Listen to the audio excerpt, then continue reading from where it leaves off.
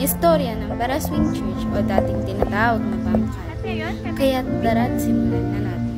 Baraswain ay orinal na kilala bilang bangkal, isang bahagi ng ekonomiya ng Malolos na isinama ni Miguel Lopez de Legazpi kasama ang bayan ng Kalumpit sa kanluran ng ang kura at bikaryo ng Malolos, Fray Agustin Correno, OSA ay halal sa parehong taon bilang ang kura at vicar forense ng Malolos. Inibando na noong 1680. Ito ay nagsisilbing pansamantalang Chapel of Ease ng Baraswain na matatagpuan sa harap ng Casa Tribunal o tinatawag na Presidency na ngayon ay karaniwang tinatawag na Casa Real de Malolos.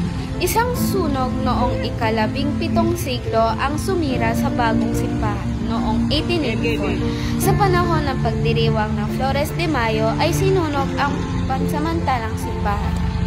Mula ng formal na itatag ang Baraswain bilang isang malayang parokya sa simbahan ng Malolos noong 1859. Ilang mga pari ang itinalaga ng Augustinian Order at nang maglaon ay ang Archdiocese of Manila at Diocese of Malolos. Ang simbahan ng Baraswain, opisyal na kilala bilang parokya ni Nuestra Señora del Monte Carmelo, ay isang makasaysayang simbahang Katoliko-Romano sa Malolos, Bulacan, Pilipinas.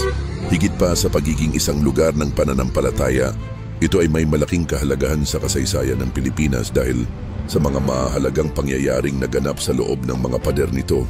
Ang eksaktong taon ng pagtatayo ng unang simbahan sa lugar ay pinagtatalunan.